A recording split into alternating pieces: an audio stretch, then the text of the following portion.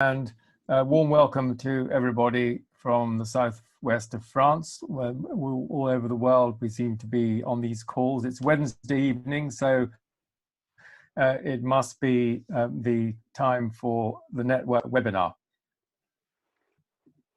Sorry, I just had something strange coming up on my screen. So it's a great pleasure to welcome Bob Hesse as our speaker this evening. We met in the Science of Consciousness Conference in Interlaken in July of 2019, where he was giving a presentation, and we were presenting the Galileo Commission on a poster. And we got talking after his talk, because obviously, as you can see from this evening, and what he's going to be talking about is very much in the central interest of consciousness, near-death experiences, mystical experiences, which are the essential focuses of the network. And so, as you may have seen from the biography, Bob is a permanent Catholic deacon who's president of the Contemplative Network, and you can see that on his slide. And he's dedicated to interdenominational Christian contemplative prayer, teaching, scientific research, and interfaith dialogue. And he was inspired by Thomas Merton, who I've also been very inspired by, and also Thomas Keating, who died not that long ago. And unfortunately, we never managed to get Thomas Keating to Mystics and Scientists. So that's regrettable. And he's also connected with the Texas Medical Center with his interest in spirituality and health, and with degrees in faith and in science. And so he's very much comes from an interdisciplinary perspective, and it's a great pleasure for us to have him this evening on neural and anatomical correlates, comparing memories of NDE and mystical experiences. Over to you, Bob. David, thank you very much, and thank you for everyone joining, and I hope to make this interesting and at everybody's level, not that I'm going to be above or below. I'd like to start with the fact that the main neuroscientist behind this is Calixto Machado, and we're going to have this presentation in 4 sections. I'll give a break slide between each section so you know when I'm switching from background to objective, to research, and to conclusions. First, I'll give some background and how this research happened to come about, but I first have to go through some terminology. Obviously, everyone here knows what NDE is, but we coined the term spiritual contemplative experience because I felt there was a need for that kind of a term to describe mystical experiences that were not connected with near death. And so I'm saying it's synonymous with mystical experiences and not the same as out of body. Out of body is common quite often to both. And how I got started in this is I started to attend and give presentations at various conferences. And I want to go through this because it relates to why we did the research. There are 2 basic. There's philosophical, non-theistic, and religious theistic conferences. The first was an invitation that the Dalai Lama made to Father Thomas Keating, my mentor, and Keating asked me to go be an advanced mat at the Minded Life Institute conference. And clearly, they have done a lot of research on Richie Davidson, et cetera, have done research on meditation. Everybody knows about that, but the Buddhists have done a lot of that way in advance of anybody else. Then I attended a conference in Cuba on the brain, death, and disorders of consciousness, which is kind of related, but more related to bringing people out of coma and the medical side of it. And I met an individual there, in fact, Calixto Machado. I'll talk about that later.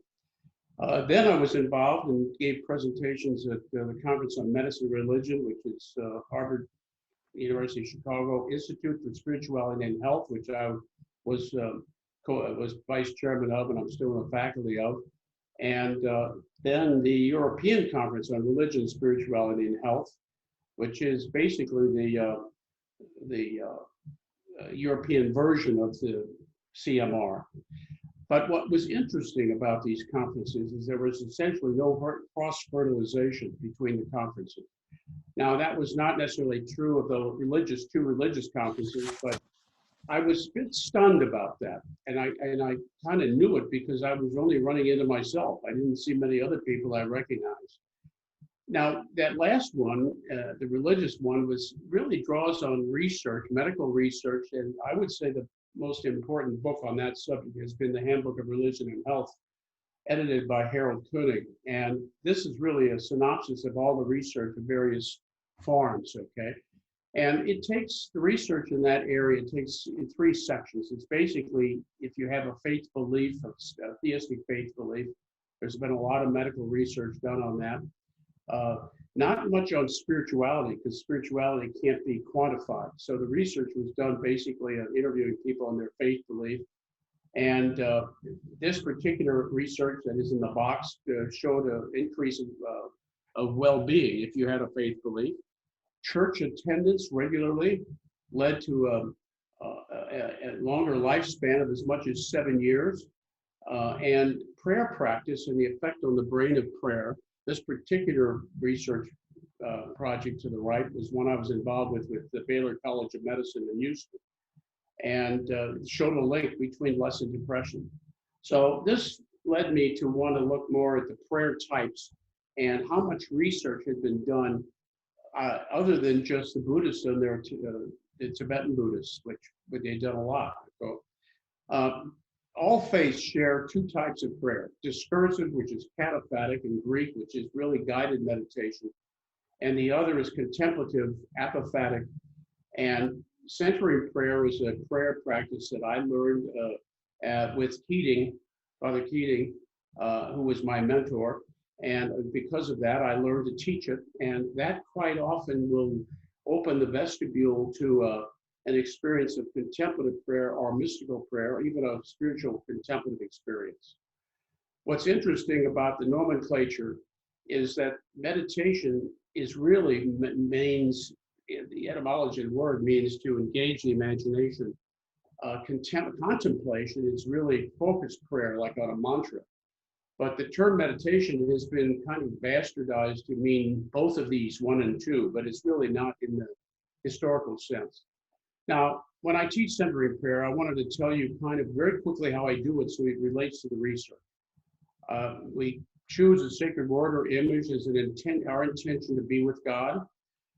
We sit in a comfortable position for 20 minutes with our eyes closed, no interruptions. And then every time, and this is the key part, every time we become aware of our thoughts or become aware we're engaging with our thoughts, we ever so gently return to our sacred word. Now that could be an image, a word, it could be our breath, but the important key difference in the theistic approach is that it is a symbol of your desire to be with God. Basically, you're desiring to be with God even more than being with your own thoughts. And then there's a gentle readjustment and return after 20 minutes. We don't get up and do a jig, okay? So then the idea was, how did this research come about? Well, when I was teaching centering prayer, I would run it, I've taught it maybe thousands, and I've seen the unconscious unloading to the conscious brain. The iceberg floating in the ocean is kind of a symbol of how much of our brain is unconscious and how much is conscious. The conscious is above the water, 95% is below. And in the centering prayer practice, I've seen this unloading process take place. After it's over with, we talk about it, the participants. And I was teaching 10 people in Houston. And at the end of this 20-minute sit, which was their first ever, 3 of them started to retell how they had just relived an earlier near-death experience. I must tell you, I was stunned. I was a fly on the wall listening, and they relived it to the same full extent that they lived it when they had a near-death experience. And I took a mental note of this and carried it with me. Then I was invited to give presentation at the Disorders of Consciousness conference in Cuba, which is actually a very international conference. And I met Calixto Machado, who's one of the world's experts in bringing people out of coma. And we talked about, and it basically was an opportunity. I put together a team to take down there And it was the first time that religion had been presented to a university setting down there since the revolution. Then I was asked by Calixto if I would do a breakout session and teach century prayer. And I said, well, I don't know, is that appropriate here? It's an atheistic country. I mean, what do you want me to do? And he said, just go ahead and do it.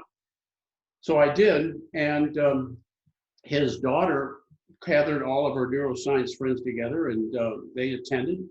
And at the end of a 20-minute set, she started to proceed to tell about her profound near-death experience, profound mystical experience that she had during that prayer practice. I've seen this happen about 5% of the time at varying degrees. What made me connect the two experiences, number 2 experience and number 4, it dawned on me that Dr. Machado has access to a lot of people who have been brought back out of coma. I asked him, have you had many talk about near-death experiences? And he said, oh, all the time. Well, as it turns out, the conference was in English, but I invited a friend of mine, Father Walker, who's an American and probably one of the few Americans that's lived in Cuba for any length of time. And he used to be the chairman of Contemplative Outreach, which was founded by Keating and 2 other Trappist monks. Well, he lives in Havana. And I didn't want to risk language translations, because I don't speak Spanish, when teaching the prayer. So he came in and taught the prayer. And that's when Calixto's daughter had the experience. She went back and told her father about the experience. And then I realized that Father Walker would have access to those who have had mystical experiences, because normally people won't talk about them when they've had them, but they would talk to somebody who's taught them the practice. I called him, and sure enough, he said, oh, I've got a number of people that have told me about it. Suddenly, the synchronistic availability of these 2 databases, or I shouldn't say databases, subjects, came to the fore. So thus was the research born. The objective was then to think about this as transcendent consciousness. And I made a mental note when I look back at this that NDE and SCE both had 4 attributes that were measured by the Grayson scale that were common. One is paranormal, out of body for NDE, and SCE is there's an ecstasy, a spaceless feeling, of cognitive timelessness in NDE, and a sense of the prayer lasting very short time when it was actually a very long time, an effective sense of peace, and a wholeness, a sense of perfection, and a transcendent divine spiritual sense in NDE, and the same is true of SCE, a sense of oneness to the universe. And this symbol is indicative of all the religions experiencing sense of oneness in their practice. So what were the motivations for the research? Well, that previous slide, I showed all the religions having this sense of oneness when they practice their form of contemplative prayer. 87% of religious believe in 87% of the population believes in a transcendent life and a transcendence into a next life. So this would be important to 87% of the population. Interfaiths have described SCE and NDE for centuries. Conferences need cross-fertilization for benefits, and I saw that. Medicine debates the bioethics of defining death. People have reported reliving NDE and SCE, and I saw that myself, which stunned me. And neuroscientists seek consciousness neurocorrelates. And science recognizes similar NDE and SCE attributes. So what was the objective? The goal was to compare neural and anatomical correlates of remembering NDE and SCE. Uniqueness, first-time direct neural comparison has been made between the 2. Now, there may have been, but I didn't find it, and in the way we've approached this. And somebody out there, you can tell me if I'm all wet, but I think this is kind of unique. So the results are hopefully will shed light on the motivations for the study. So that was our objective. We had a number of committed researchers, including Harold Koenig, the editor of that magazine, Andrew Newberg, who's done brain scans of Catholic nuns that were practicing centered prayer. Ramiro Salas, the researcher at Baylor College of Medicine, but the main neuroscientist was Calixto Machado. And his daughter, Janine Machado, is also a neuroscientist. Now I'm going to switch to the research. What was the protocol? Well, we had study subjects, 5 NDE and 5 SCE, confirmed by the Grayson scale.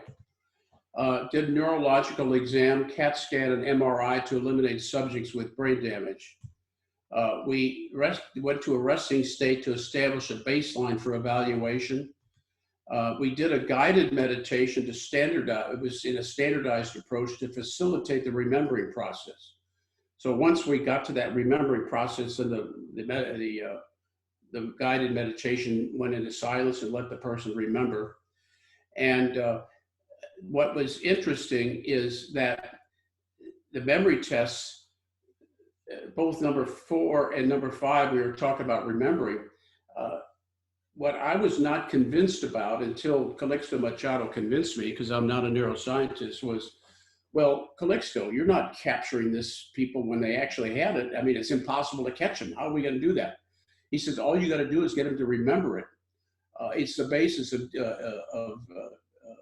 PTSD. It's the basis of a lot of problems neurologically. And he said, it's pretty well accepted that the remembering process can capture to a great extent. So when they were actually in the memory state, the memory tests, we did neural scans and anatomical assessments for both NDE and SCE, okay? The research subjects, this is a background on who they, basically their background. I'm not going to go into the detail other than to point out that there were 5 of each and that they were, and the Grayson scale was applied. And obviously the NDE had more issues because they went through a dying process. Research phases. Now, when we started this research, we wanted a snapshot neural evaluation. We chose the tool of QEEGT. Now, I'm going to explain how we got to that tool. But the first research was done for this, and we didn't think past our belly button, basically. This was the first research. It was reported in Switzerland. And then only later did we decide, well, we need to go to a second phase. We need continuous neural, and we chose continuous EEG. And then we needed continuous anatomical, which we abbreviated continuous AA. So this presentation is going to cover all 3 of these. The chosen tool, we wanted a tool for the first phase, had good spatial ability and temporal ability. In other words, a tool to be able to find out where in the brain it was happening and the speed at which it was happening. Well, you want something that's going to combine the best of both of those X and Y axes. This doesn't cut it. That doesn't quite cut it. This is kind of low definition. We chose QEEG, which is quantitative electroencephalogram tomography. And there's a method for applying that, Loretto method, which is best used for pathophysiological brain mechanisms involved in NDE and SCE, because it combines EEG timing with MRI spatial. Basically, it's combining this with that. Now, this was chosen by Calixto, and he's very familiar with this in people coming back from dying. In fact, he discovered a new state of consciousness that he reported here in Houston in his process of trying to bring people back from unconscious states. Now I'm not going to go through all these in super detail, but I will tell you we did the QEEGT in different frequencies. This is the alpha frequency, and this is a 3D reconstruction, if you will, of the scans, so we don't go through data lines. And it showed an increased inactivation for both NDE and SCE that was similar, but it was greater for SCE. We did it in the gamma range frequency. And all NDE and SCE subjects he showed parietal occipital activation extending to the temporal regions, but it was greater in SCE. So you can tell the color is more intense in the SCE compared to the NDE, but compared to the baseline, they were both the same, but that's where we moved to. So there was definitely a similarity between NDE and SCE, but more seriously engaged in the NCE. Delta frequency, we didn't compare delta to the baseline, we just compared it to the two, and there was an increased activation for both NDE and SCE in both the right and left temporal lobes, while greater in right hemisphere, yet overall greater for the SCE. Now I'm going through the data. I haven't, we're not going to draw conclusions right away. We did it for the frontal lobes, increased activation for NDE and SCE in frontal lobes. It was greater for SCE. Same phenomenon's happening. Now we went to the continuous neural, CEEG. First, we did separate hemispheres, and this is a grand average for all subjects for separate hemispheres. SCE showed a greater activation compared with NDE. So you can see the lines here are much higher than for NDE, but the duration period, which is starting from here to here, is the same. I mean, there's definitely a correlation. Combined hemispheres, grand average of all subjects for both hemispheres shows increments of amplitude correlation between NDE and SCE remembering time, but increase again was greater with SCE. So it's still showing more intensity for SCE. Frontal leads, the CEG grand average for all subjects in both hemispheres. SCE had greater activation compared to with NDE. Now the activation intensity is the number of lines, not their amplitude. So there's definitely correlation taking place. Alpha and gamma, CEG frontal lobes grand average for all subjects in both hemispheres. SCE had greater activation compared to NDE. Again, same thing.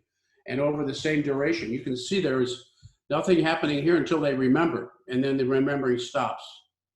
So there's a correlation in the middle. Now we went to continuous anatomic assessment. What we assessed was heart rate and heart rate variability. Now the heart rate variability is variation in time interval between consecutive heartbeats. And the methods that were used were standard deviation of normal to normal intervals of heart rate, root square of successive differences. So that's what it was plotted, basically.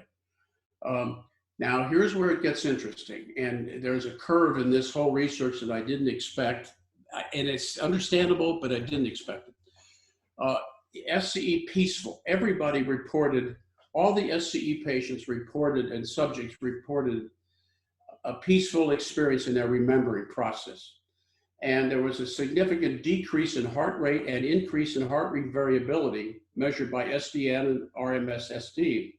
All subjects reported a sense of peace. So this is consistent. The heart rate goes up and the difference in the heartbeats, according to Calixto, is very typical of a peaceful state. NDE peaceful. There were only 2 NDE subjects that reported peaceful NDE, and I abbreviated that with a P NDE just so I could keep my head straight here.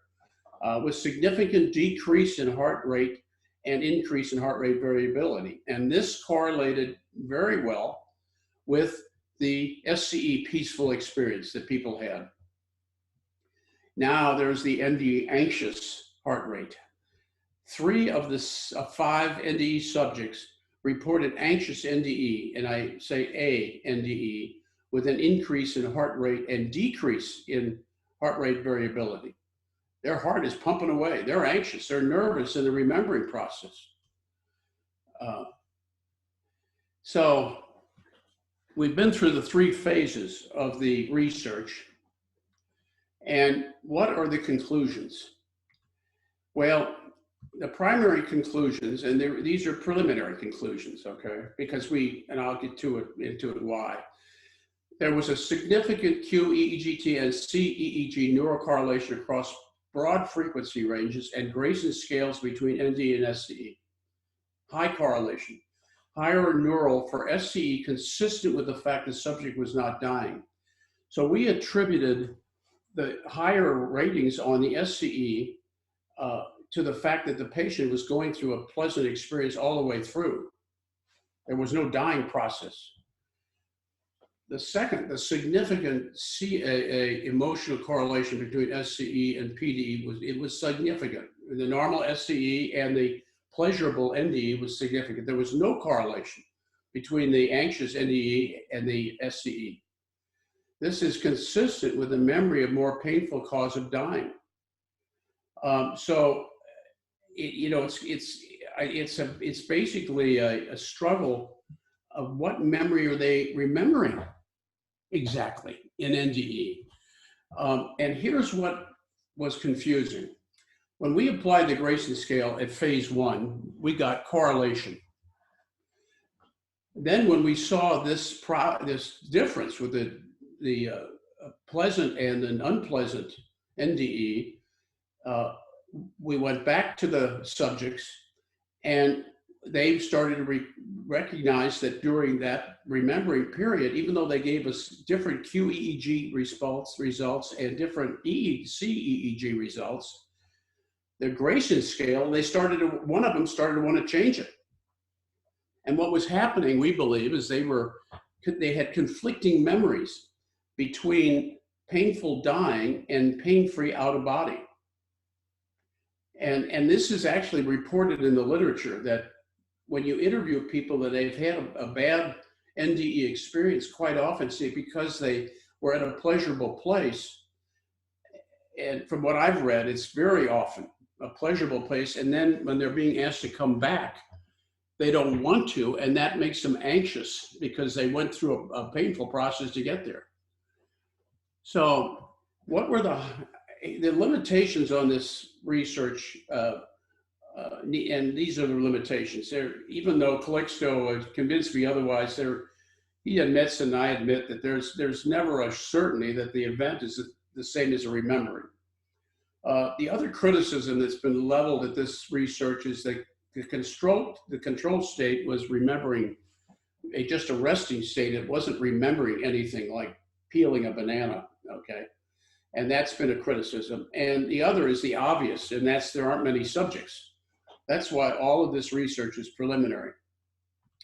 Well, what are some of the highlights of each of these phases? Well, this is the quantitative EEG measured across a broad spectrum of wavelengths. What do these different wavelengths imply in neuroscience? Gamma implies increased cognitive activity.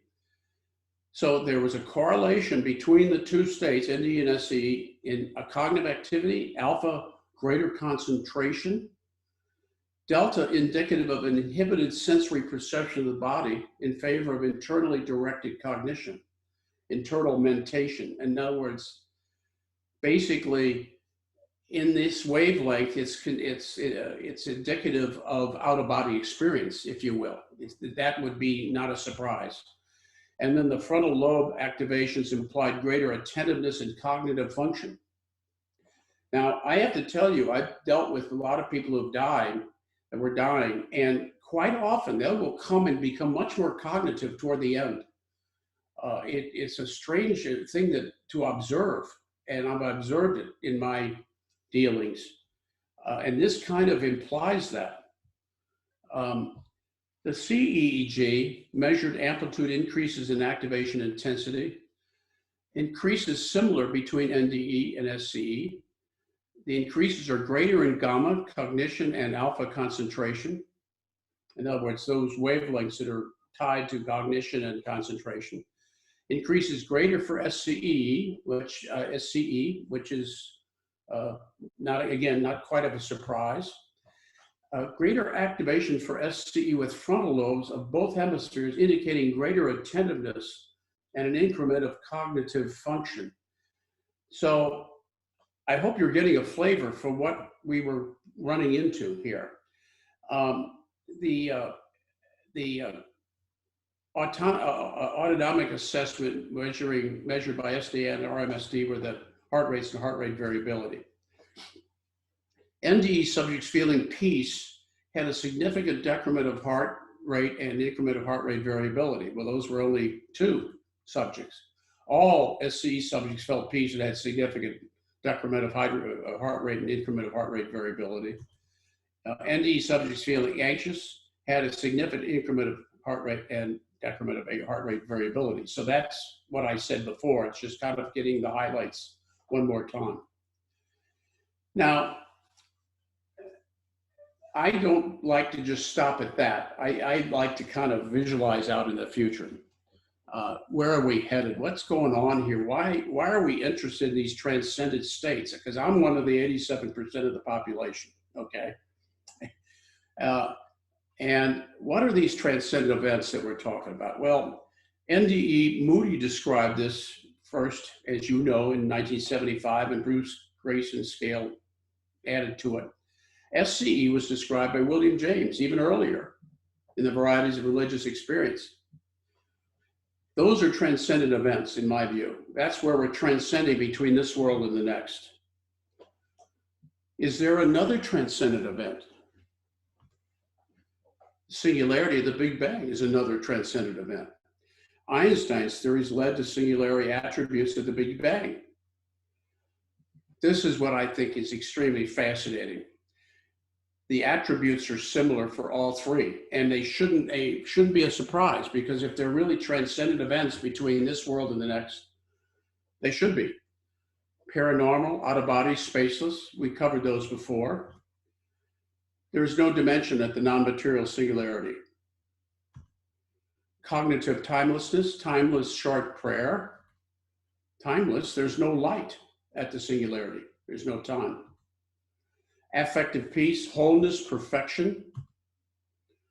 Everything's ordered at the singularity. It's zero entropy.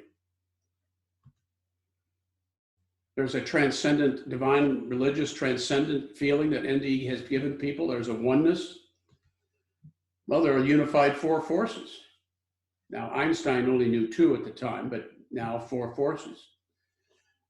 Isn't this interesting that those three transcendent states, we didn't research the third because I don't know how you'd do it anyway, but I find that the fact that there are four attributes that are shared by all of these is fascinating. So this sense of oneness that people talk about with the universe when they're discussing these issues, I just kind of pictorially try to capture here, because there is something going on. And we don't know, scientists don't know, but there's something going on here, and we need to look deeper at it with the tools at least we have now, and try to extend ourselves out. And so what's the path forward? Well, I think there's an encouragement here to expand the studies for more subjects. That's our feeling. Because we don't have enough subjects, and we can get our hands on more, but like you would expect, money is an issue, and getting financing for it is an issue. I was very fortunate because in Cuba, things were less expensive, and I was able to do this with private financing to get the financing to do the research. QEEGT, best for temporal and spatial. I said special, it should be spatial, sorry.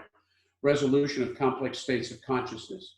So this tool has proven itself valuable for bringing people back that are in unconscious states, but it's a valuable tool for looking at NDE and mystical experiences.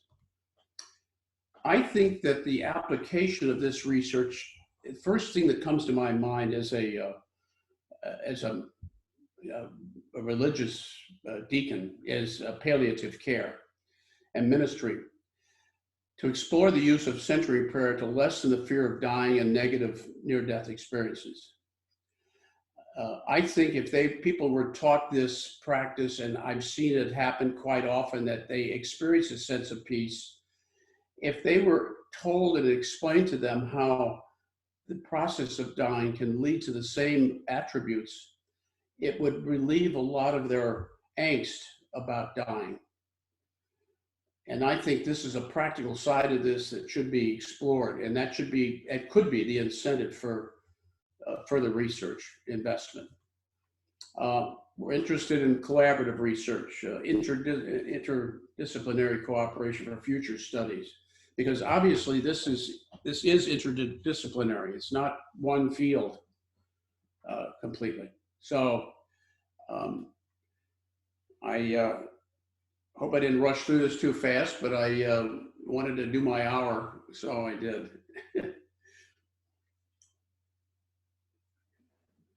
Bob, thank you very much indeed. Perhaps you could stop sharing your screen. Yeah.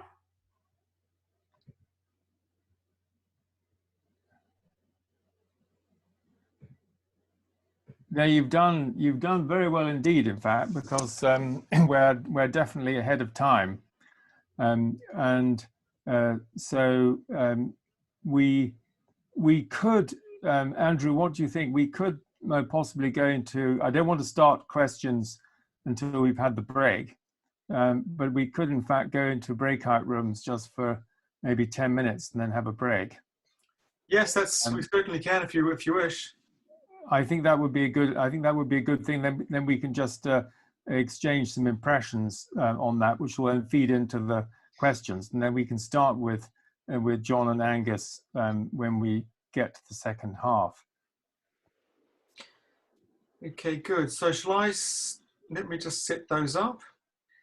So we'll have about, yeah, here we go. So I'll open those up now. So everyone, you should be seeing an invitation on your screen to go into a breakout room. So just click accept on that. And if you don't wish to go into a breakout room, that's absolutely fine. Just don't accept the invitation to go into it. And we'll come back out in about 10 minutes. Thank you. Stop. And Andrew will put in the chat box the code for getting a discount if you'd like to join the Scientific Medical Network this evening. Now, Marilyn, you're quick off the block here. What's your question? You need to unmute yourself. Not working. Yeah, now it has. Where's the speaker? Never mind. Thank you very much. If he speaks, then you'll see him. You'll come up again. Yeah. I've got a couple of comments and a couple of questions. My comments are, they were doing some animal experiments on what happens with fMRI in the brain when rats are dying. Horrible experiments, I have to say. But they found that the visual cortex lights up like crazy, and which seems to fit for me because of the experience of light. I don't know about the other senses. I talked to Peter about it, but mostly people talk about it light, not smell or taste or touch. The second thing, I've often wondered, like decades ago, people were talking about the God spot. And my scientific questions are, what does anybody think is the biological trigger and mechanism for that whooshing out into this alternative universe? And what might be the evolutionary significance, given that it has to be selected in evolution for some reason? Okay, that's all my comments and questions. Bob. A lot of, yeah. I'm not sure I understand the question. Could you repeat the question part of that, please? Well, I made a comment that the experiments with horrible experiments killing rats and doing fMRI with the rats as they die show huge activity in the visual cortex, which you didn't mention. Yeah. Secondly, I was wondering about decades ago, people used to talk about the God spot in the brain. But I think that's become obsolete or not. And finally, I'm, as a biologist, wondering what could be the biological trigger for bringing on whooshing out into an alternative parallel universe, into peace and light and et cetera, et cetera.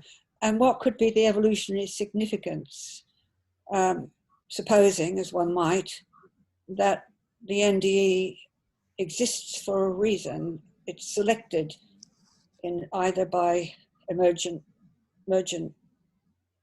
happenings in the brain or whatever. So a lot of, I mean, maybe choose one thing because I've got 4 things there. Right. Well, I don't think there's a God spot, but certainly the frontal lobes are the youngest, and they play a big role in making moral decisions. So we know that because of people whose brains have been damaged in the past. As far as the visual and what causes this departing, I don't know that science is necessarily going to ever be able to answer that, but I think we're dancing closer. And I think the fact that we are talking about these things is an indication that there is an evolutionary process taking place. I mean, I'm pretty much of a Teilhard de Chardin person who was ahead of his times. And so I think there is a spiritual dimension to this. And I think it's also technological. The fact we're doing Zoom here and we can share these things, we have a shared consciousness. So I really am a believer in the fact that there is an outside consciousness that is, and we can call that God, and we get little tastes of it once in a while. And the more we're opening ourselves up to listening, which is the listening process of prayer and meditation and contemplative prayer, the more likely we are to hear. Most people don't talk about these experiences, and I've come up with 5 reasons why they don't. Number one, the words are not able to describe the experience. Number 2, the memory of the experience leaves you. And so even trying to remember, and there was a comment on the chat, it's very, very true, that you lose the memory of it as you're getting further away from it. So it's not the same to try to remember it. Number 3, people think that you're a holy person. Well, that's got nothing to do with it, as far as I'm concerned. Number 4, they try to get it. Well, they can't. And you don't get it. It's a gift that you open yourself up to. It's not something that you reach out and grab onto. In fact, that's the problem in the first place, is we want to grab onto stuff. Okay. And so I missed the 5th one, but anyway, there were 5. So anyway, and so I don't know if I answer your question. I don't know the answer to most of your thoughts. Well, there's things to think about. Yeah, thank you very much. Jeremy, you're next. Thank you. I want to question the whole basis of your study, I'm afraid. I don't think that NDEs and SCEs are equivalent in the way that you're presenting them. If you go to your slide about transcendent consciousness, you're saying that NDEs, that you're making equivalent paranormal out-of-the-body experience with spacelessness and sense of ecstasy in SCE. I don't think those are the same. In the second thing, you talk about cognitive timelessness in NDE, and then talking about timelessness in short prayer in SCE. In the SCE, I don't think those are equivalent either. Then you're talking in the NDE 3 effective peace, and then in the SCE 3 wholeness perfection. Those are different categories again. And 4, you've got transcendent, divine, spiritual, something or other in the NDE, and the SCE, some sort of sense of oneness and the universal. These are not the same things necessarily. And also, one of the things I find really I'm very uncomfortable about in the study of so-called SCEs is the tendency in the consciousness studies to lump together all sorts of different types of heightened experience which may happen in different traditions, and to lump also together those which happen in sort of spontaneously and those which may happen between people who are practicing in different traditions. And there's a real problem from the Christian apophatic tradition, which you're a devotee of Merton. I would have thought that the point is that in the apophatic spiritual tradition, experience is to be avoided. John of the Cross tells people, to turn away from experiences, and talks about them being a sign of the immaturity or the incapacity of the person who has them. And there's a real risk in spiritual growth and discipline, that you may go out and try and have more experiences. So I'm really very puzzled by this concentration on so-called spiritual contemplative experiences and how they fit into the different traditions. And I think, anyway, so that's my... Thank you very much. That's a very, very comprehensive view. And I love your cat behind you. Oh, Sophia. Her name is, she's Sophia. Sophia, oh, very good. Wisdom. Excellent. Bob, what's your reaction to that generally? I mean, there's too many points to go into. I think he shares the same concerns I share. And that is, if I gave the impression I was trying to say these are equivalent, there's equivalency, I didn't mean to. I see common attributes, but not equivalency necessarily. In terms of the different traditions, unfortunately, getting these subjects is difficult. I would have loved to have had them across traditions, but there's been enough research to show that this kind of phenomena is experienced in all traditions. It's not just to the Christian tradition. Okay. I have no problem with and then experiences too. Yes. Now, and then in terms of the spiritual side of this, you're absolutely right to try to seek this, and that's one of the reasons why people don't talk about it. You don't want to seek it. That's the whole point. So John of the Cross and Teresa of Avila were right, absolutely right. If you have this kind of experience, it's an encouragement. It's not a sign of finality, and so it's actually usually beginners that have these experiences. Right. Not the people who've been doing it for a long time. And so I think it's mainly an encouragement in a spiritual sense. But the very concept that you are letting go of your thoughts and letting go of control is what enables the divine healer to come in. It doesn't mean that, once you get this wonderful experience, you try to hold on to it, because that's counter to the whole process. So you're absolutely right. I agree with you on the spiritual side too. Well, that's a very satisfactory exchange. Thank you very much. I'm a scientist, so I wanted to study. Okay. So. Yeah, that's fair enough. We're going on to Vasily next from Brussels. Vasily. Hi, and thanks for the great lecture. One point that really excited me and made me very attentive, more attentive than the other part of the lecture is the role that you attribute in singularities in physics and the light. The light,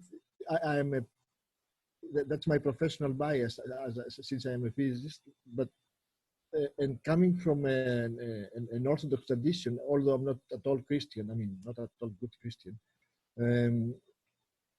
there is always in spiritual texts the distinction between the structured and unstructured light, the spiritual versus the real light.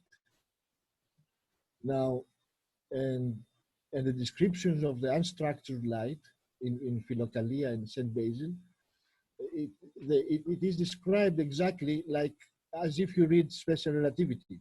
I mean, once you become a being of light or beings of light travel instantaneously in the universe, they read the mind of everything, which presupposes an inner structure, a noetic aspects of light, which physics does not have. So your proposal is courageous and path-breaking, and I wish you could elaborate and work on that further. I should also say, Vasily, that you and Pier Francesco have been working on this aspect of light in the NDE and light in physics. So maybe you and Bob could correspond. I can put you in touch. I'd love to. Yes. Bob, what's your response to that? Well, I think it's interesting. Some people will say to me, well, what's outside the universe? And in a sense, that's a nonsensical question, because we're trapped by the dimensions of space and time.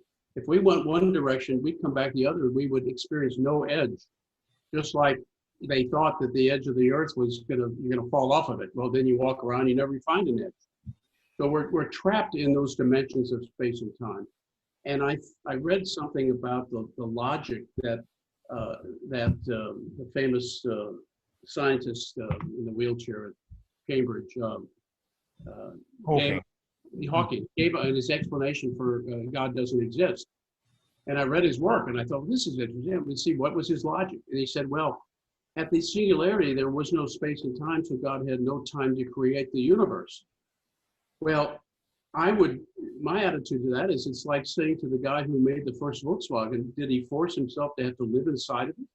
I mean, really? I mean, so the point is that we cannot get our hands around something that we can't experience. It's like asking a fish, what's it like to not have water? And the fish, if he could speak, would go, I have no idea what you're talking about. So that's the struggle, is that singularity is at that point where it transitions to no space, no time. That's the way I look at it. Yeah, thank you very much. Bernard may have something to say on that, but actually it's John, you're next. I'm taking everybody in strict order. John Capp. You need to unmute, John. Does that work? Can you hear me? Yep, where you're on. Thank you very much, Bob. I resonated with something you said near the beginning, that the unconscious unloads, I think was your word, into the conscious brain. And as I understand Ian McGilchrist, the left brain is the conscious side and the right brain is unconscious. I've got a sort of diagram. I don't know whether you can read it from where you are. I've made one. This is Freud's iceberg. A little bit, not much. And of course, the consciousness is on top of it.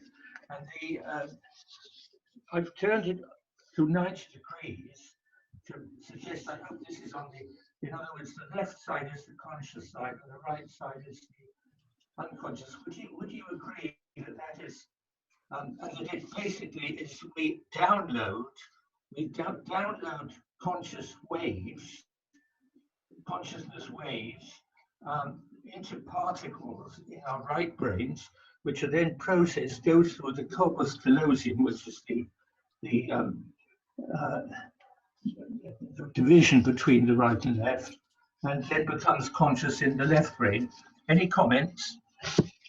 Well, I've never read anything about neuroscientific sense that the left brain is the unconscious. I've never seen that. It's what I've seen is that they don't know where the neuroscientists don't know where the conscious and the unconscious are. Okay, they're all melded together, but apparently the unconscious takes up more geography than the conscious, and it's not left brain, right brain. Now there's a lot of duality in the brain. I mean, there is a left brain, right brain duality, that if you sever the connection, you get some odd things happen. But there's also the duality, which I think is the most important duality in the brain, and that's the conscious and the unconscious. And so I think that prayer, and I say prayer, meditation, if you are a different tradition, and that what it does is it unloads the conscious meanderings of the monkey mind and leaves more room for unloading of the unconscious. And I think that's where quite often this higher consciousness level communicates with us.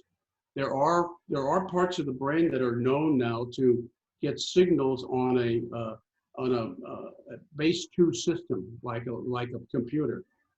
And so what's to say that we're not getting a wormhole effect from past or future with information going to that part of the brain on a base 2 system and communicating. And so that explains perhaps why somebody might feel that they had a different life in the past, or they see some premonition of something coming.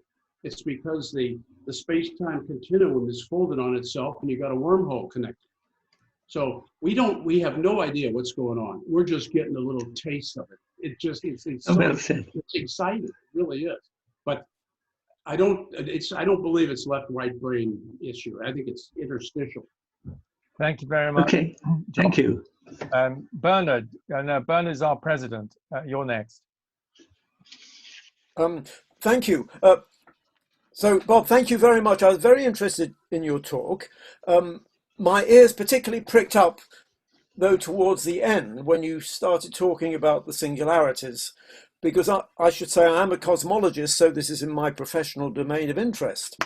Now, I have to say, most cosmologists would not be particularly swayed by that argument because, well, most cosmologists aren't very interested in mystical and near-death experiences. And they would say, well, a singularity is just saying there's a mystery, no one knows what happens, so it's easy to connect one mystery, what happens at the Big Bang, with another mystery, what happens when you have a near-death experience. But actually, I don't take that view, and I very much side in this matter, and I might just explain why. And this is because it seems to me that you need a sort of broader view of physics, which goes beyond normal space and time to accommodate not only the physical world, but the mental and spiritual world. And as people who've heard me spout on about this many times before will know, my own favored model is the sort of hyperspatial model where you have higher dimensions. And you need that higher dimensional realm to describe near-death experiences and various types of transpersonal experiences. At least that's the hypothesis. But the point is, within this picture, if you ask where does the universe come from at the Big Bang, it does in some sense emerge from mind, because those higher dimensions come in at that, if you like, at the Big Bang. And I should stress, this is not the mainstream cosmological view, but it's just my particular view.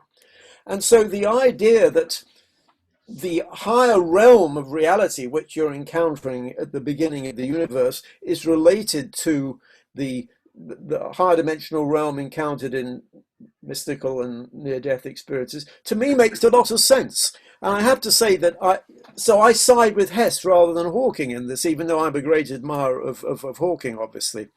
So, well, I guess that's a word of encouragement, but I might be the only cosmologist who would agree with you, but I do agree with you. And I thank you for your talk, but I particularly like that remark you made towards the end. Thank you, Bernard. I don't know whether you want to say anything about that or just take that as a comment, Bob.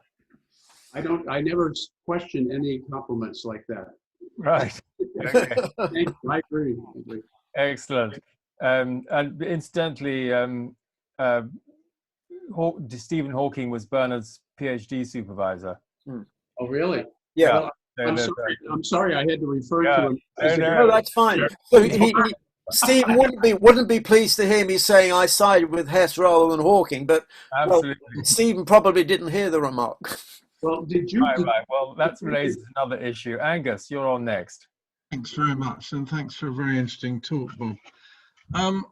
As a neurologist, I just want to add a note of caution about some of the interpretation of EEGs and MRIs and heart rate variabilities. But the first thing I'd say is I think it's it's very interesting, isn't it, that there are these very similar phenomenological properties between, or semiological properties, between NDEs, between mystic experiences, and between psychedelic experiences. There are these various things that you can draw, and I think it is really important to do studies where you start to try and look at the differences, which is indeed the sort of main purpose of your study, to try and pull out what are the differences between these experiences.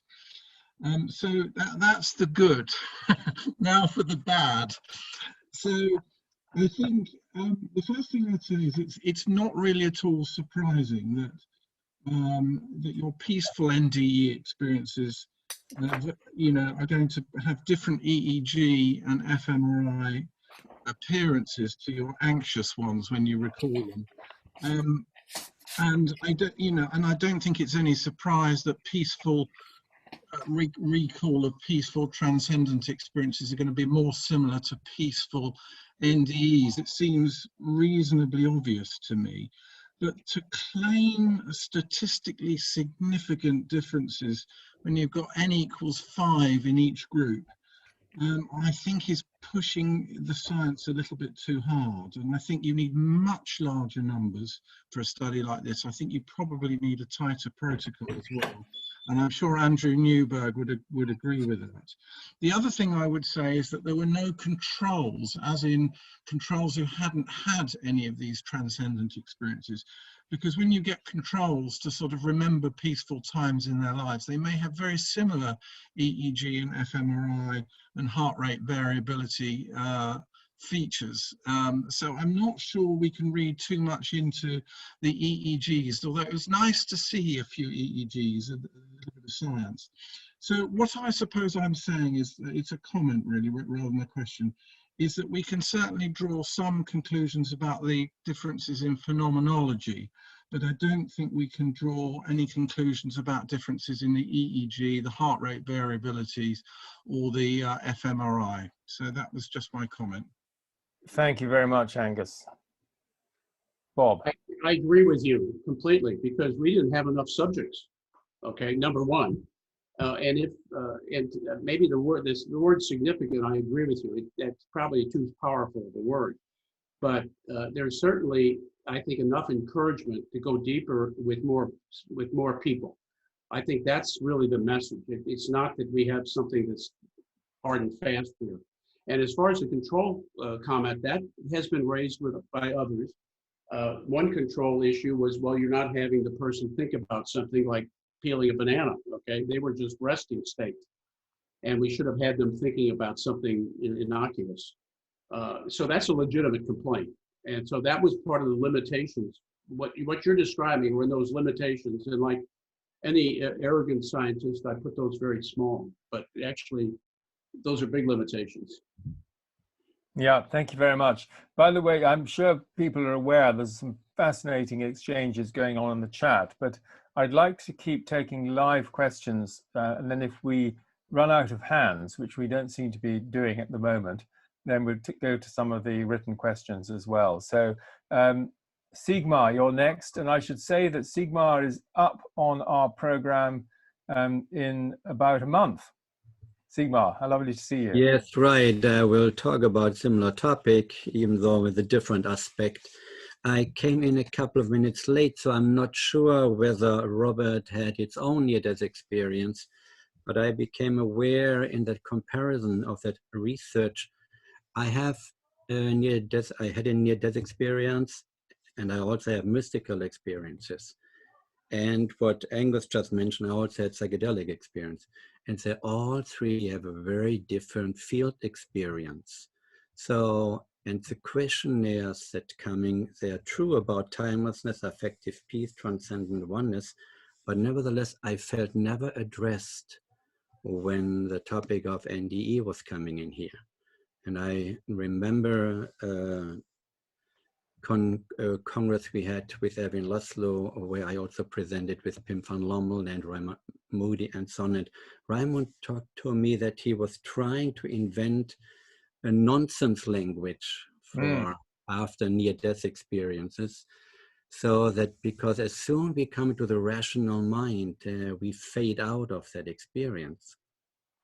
All these have been difficult to differentiate, but I know that mystical experience and psychedelic experience are more in my present adult state of consciousness that I can formulate, whereas a near-death experience, maybe because I had it as a child, it's very different to bring that into intellectual parameter. I mean, I did some research in infrared analysis and biophotonics, and it's the same what Angus said. We always have to be wary about what the interpretation is and how we try to prove our own experiences. And at the same time, of course, as Robert says, find similarities, but not equivalence. Yeah. So Thank you very much. Yeah, so that's the main thing. They're different fields of experiences. Bob? Well, I think you got a good point, and I think that might be an indication of maybe there should be research done on what I had observed in those three people that I just taught centering prayer to. Mm-hmm. And then they had a SCE in remembrance of their NDE. And I would love to do that study, because that would address, I think it would address your issue. Yeah. And I think it'd be a fascinating study. because it didn't happen just by accident. I mean, there was clearly, they relived it and they described it, what they went through. And I was amazed. Thank you. But yeah. Matt, you're next. Oh yeah. By the way, one other thing I wanted to mention real quick. To answer your question, yeah, I did not have a near-death experience myself, but I did have a mystical experience, an SCE. Yeah. And so I think, like a lot of us here, I would bet that there's a much higher percentage of people that have had these kinds of experiences than in the general public. That's why you're all here. That's why we're here. Okay. Yeah. So that creates the incentive. I know it was real. You know? Maybe I can make a short comment to that. What was also missing in the whole interpretation, that word love didn't come up. So I will attend to that in my lecture then in a month. And Matt, I'm sorry I cut you off. Oh, that's okay. Very interesting talk. I think this came up in the chat room. It's really that looking at obviously we're looking at the biology of memory recall here. And something that I've been wondering a little bit is that if we assume that experiences of these states really do touch a transcendent realm, there's a couple of issues that crop up for me. The first is really how does that translate into experiences that can be processed by the brain? And the second question that follows from that is how literally should we take some aspects of these experiences, particularly the imagery? I don't know whether you have any thoughts on that sort of issue. Well, I think I think you're right. We can't take them literally, and because I sensed a similarity, and I also saw it happen when I was teaching this, and they remember their near-death experience. That's what drove it. How much similarity there is, I was looking for it from as a scientific standpoint. Okay, from a spiritual standpoint, I was not going to try to grab it in my own personal life. Okay, but I can tell you in my own mystical experience, what I remember vividly is the memory of the experience slipping away. I wasn't comprehending the totality of what had happened. That memory was slipping away, not just the experience. So the experience and the memory were linked somehow, very strangely. And I went into a real physical soreness. I think my brain was shorting out and all the muscles were going to spasm, and I didn't know it. I was crappy. And when I got all done, I felt like I played 3 football games. I mean, you know, it was unbelievable. It's painful. So there's a lot going on, and we don't know. And so I know that we're touching just the edges here. And I think a good scientist looks for similarities, but also acknowledges differences, like we saw in the Grayson scale change. That was strange. Yes, thank you. Marianne, we'll go to you next because you appeared and disappeared. So your question or observation. You need to unmute. You need to unmute. Yes, so I'm a little bit humble, perhaps. I don't know if my question makes much sense, but you were talking about possible future consequences, or you know what it could lead to. And I'm into education, and do I get it right that or could you agree with me, or could you answer the question that one could use part of your research or the outcome, that one can induce perhaps even states of peacefulness or, you know, higher cognition consciously, or even in education, in, you know, that you maybe offer it in schools as a topic, as a new topic in schools where there's spirituality in schools, and based on all these neurological correlations, because that's what people nowadays actually accept more than anything of the, you know, the woo-woo spiritual blah blah. But could you see a lead into that from your, you know, that you can offer this more as an experience one can induce and to Yeah, the benefit of. Yeah, I think I understand the question. Here's where my science brain and my theological brain part. Okay, the word induce implies we have control over this, and in my theological brain, and actually a practical way, that's the very thing that's going to keep you from having the experience. Is trying to grab it. You cannot induce it. Okay. Now you can set up parameters, and you can set up a situation where you make yourself more open to the experience coming. If it comes, you can't hold on to it. That gets back to the earlier question. This is the cross and the three of the. These are solid teachings through religion, okay? And it's not just Christianity. And as far as in that silence, there's no dogma. So you can. I teach this interfaith. I've taught it, exactly. But that's the educational setting also. Yeah. I've taught it to the Muslims in Konya, Turkey, in the city where Sufism is. I've taught it all around the world in different religious faiths, and you have to describe it a little bit better. I won't say the indwelling spirit, but all of the Abrahamic faiths believe in an indwelling God, so it can be presented that way. Answering your question about children, it's being taught to children in grade schools in Australia. Really? Yeah. Yes, and the Christian meditation movement also has meditation going on in schools. So there are a number of programs going on. I've experienced this myself in a place in North London. We need to keep going because we've still got 4 hands up. Thank you very much, Marianne. Barbara, you're next. Hello. I actually have I would like to drag Piet van Lommel into discussion, and I have a reason to do so because in 2007 I had near-death experience, and it was his book which I read in Dutch. I'm not sure whether it was translated into English, which helped me a lot, and I realized I will pay very dearly for it, because it changed my life. It did change. I'm not going too much into detail.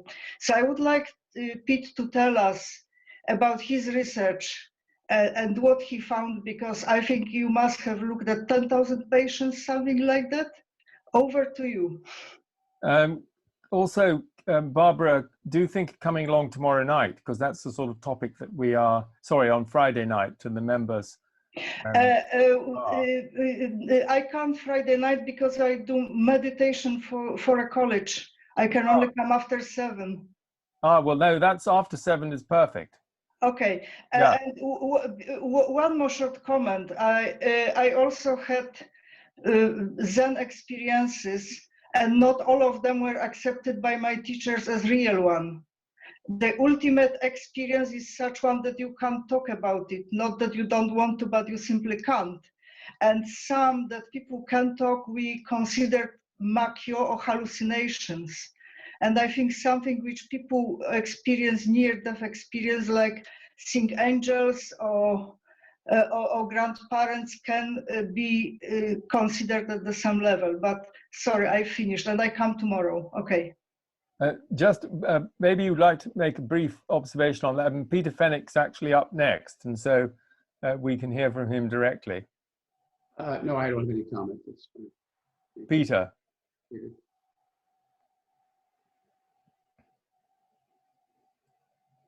You need to unmute yourself.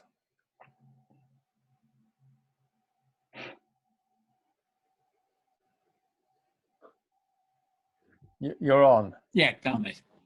Yeah, got it. Bob, thank you so much for that.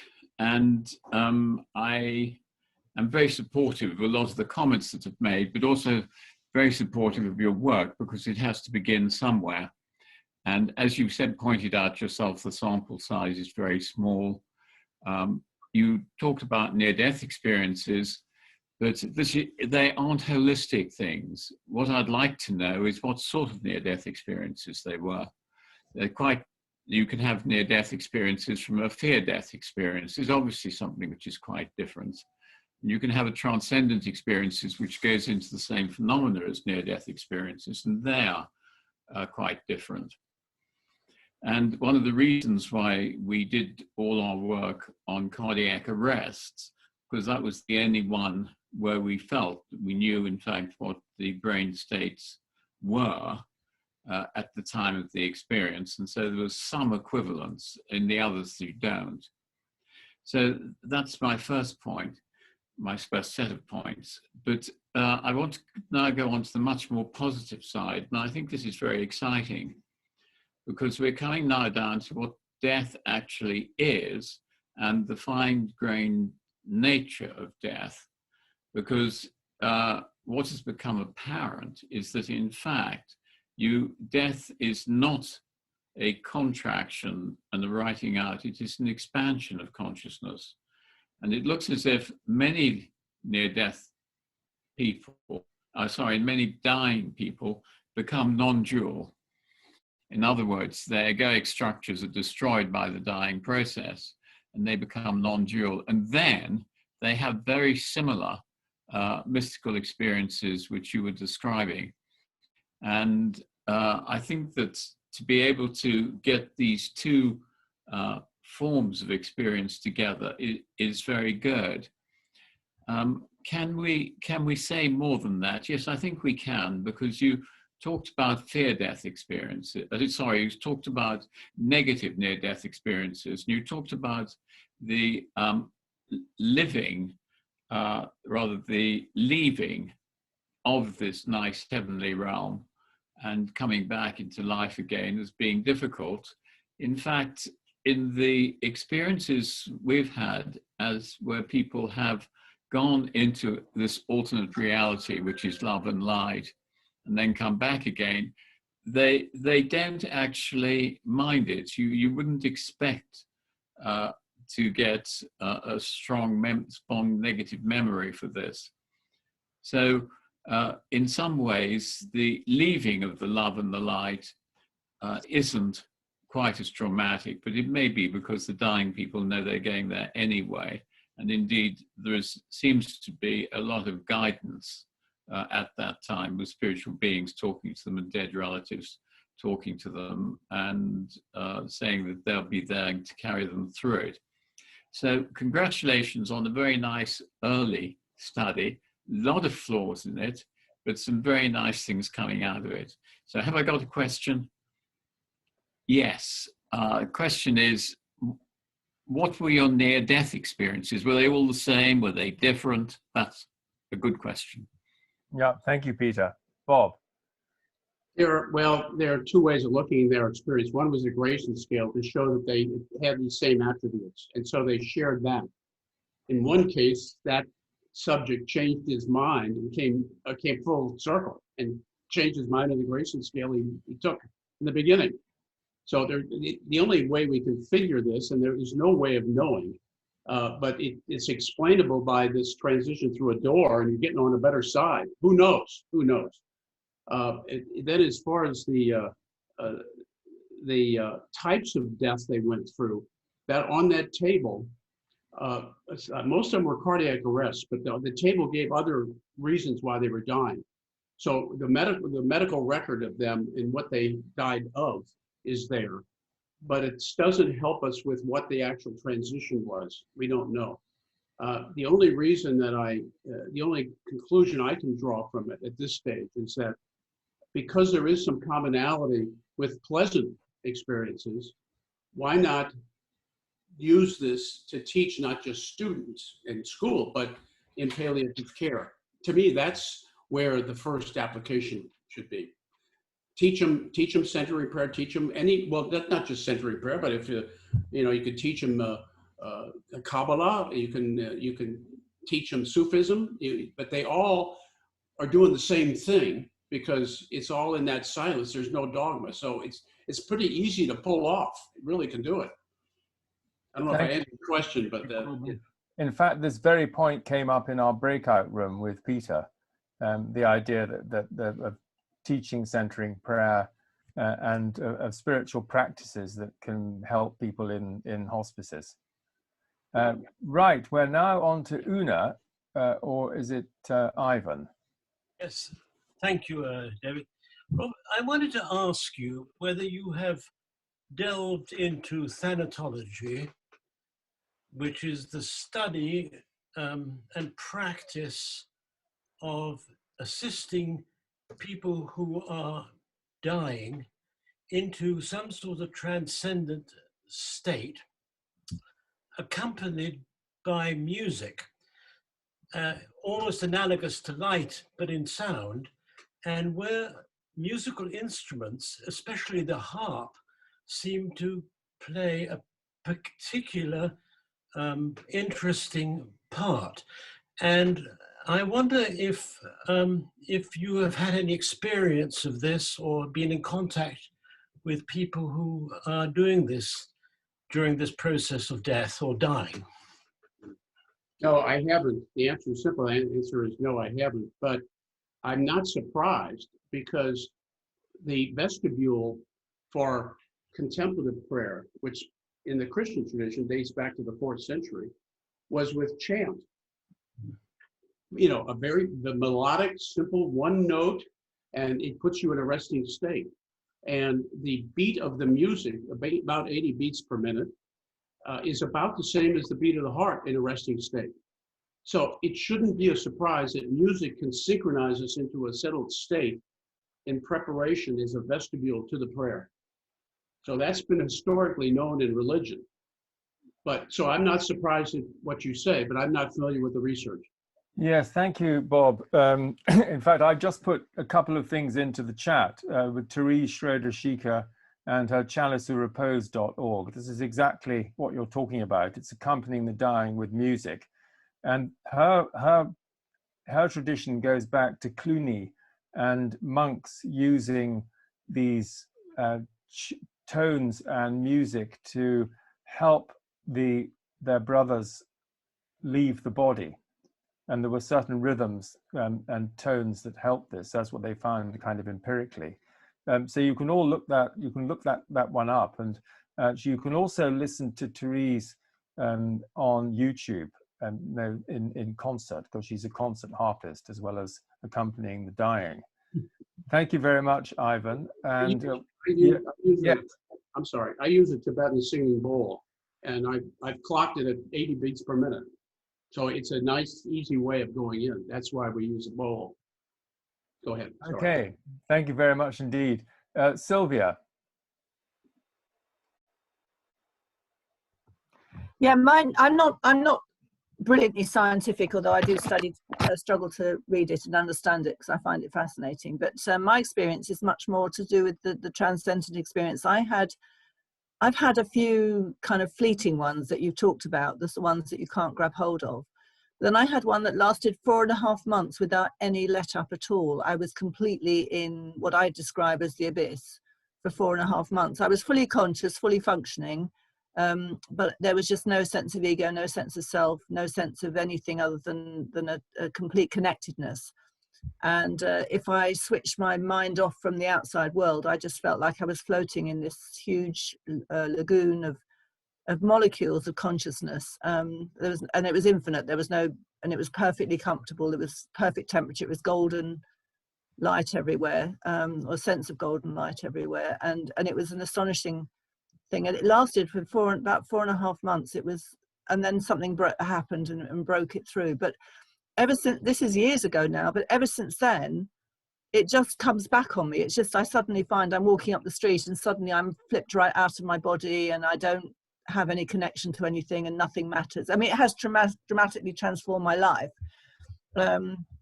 because I've lost a lot of sense of self or ego and a lot of connection to the material world and even to people, although I'm still very much love the people I'm close to, my family and stuff. I don't have any sense of attachment to them. It's, I mean, I'm using Buddhist terms here because that was the nearest I got to trying to explain what it felt like. But I just wondered if you, Robert, did you have anyone who'd had prolonged experiences like mine on the course, or was it just these short transcendent ones? Because also I have it comes on me. I can call it back through meditation, but it actually just happens to me randomly.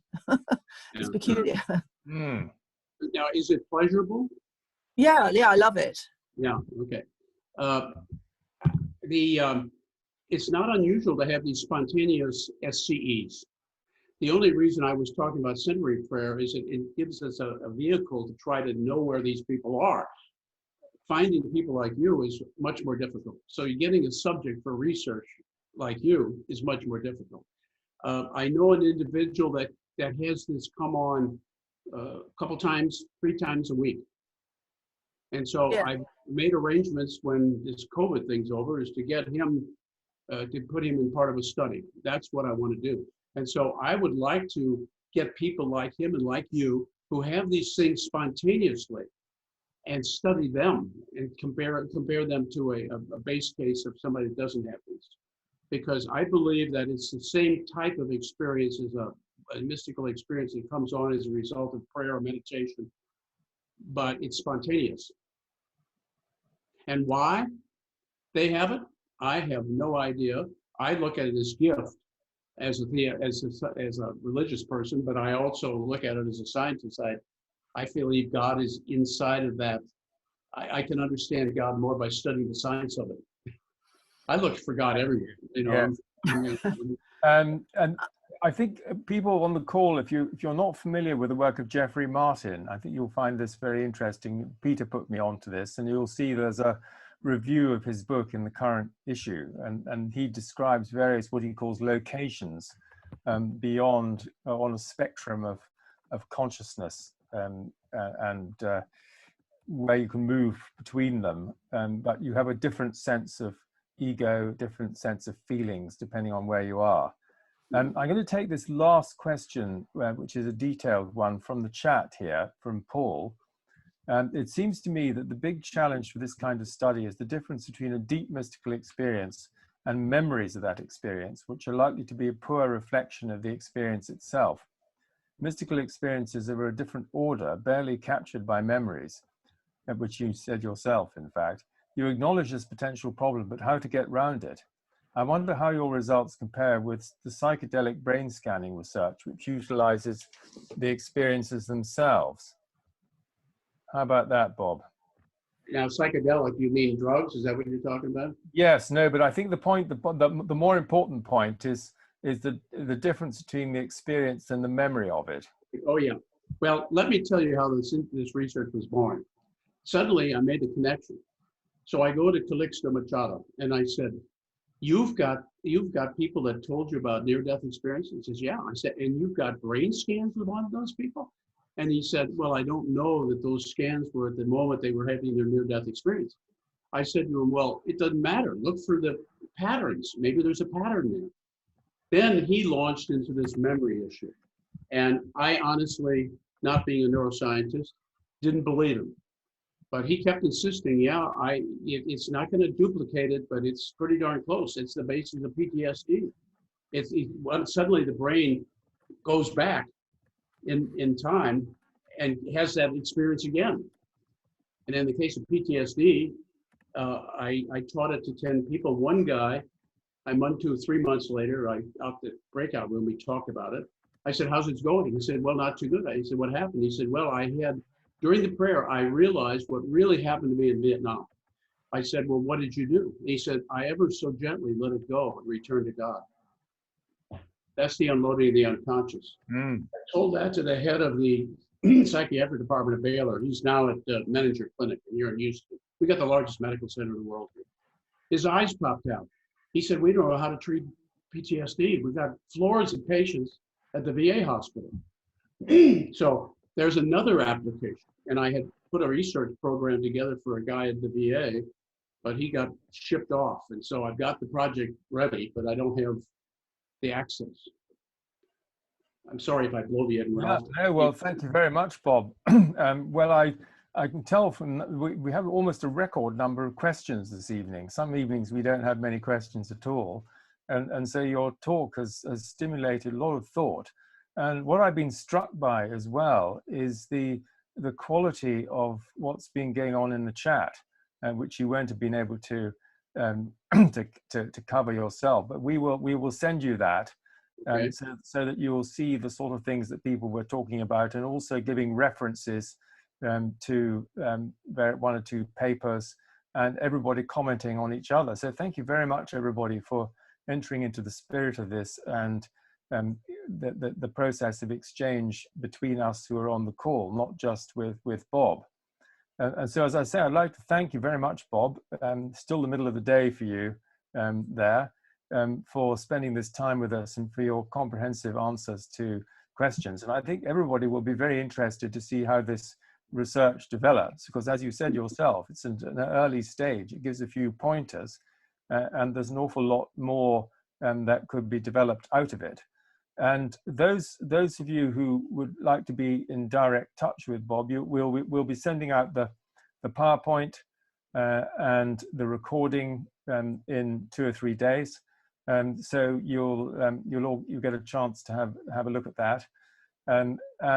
So it remains for me just to say that our next event on Friday is with Richard Layard on something rather different, but we have a great variety in our programs, which is happiness. Can we create a happier society?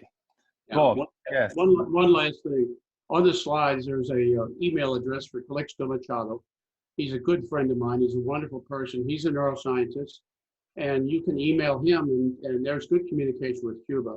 It's a bit more difficult with this kind of a thing and their bandwidth down there, but he's wonderful, and he's open to you sending him emails.